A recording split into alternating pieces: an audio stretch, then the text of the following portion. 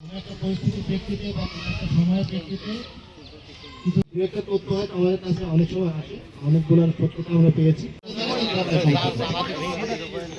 না, এটা আল্লাহ পাকের কাছে উনি আমার স্থলাভিষিক্ত হচ্ছে, ঠিক আছে, মানে সফলভাবে কর্মযুক্ত সক্ষম হবে বলে আমি বিশ্বাস করি, ঠিক আছে, ঠিক আছে, এটা যেন বজায় থাকে।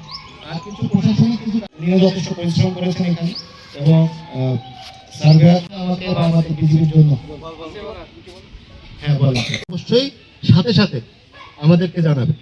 আপনারা তো দেখেছেন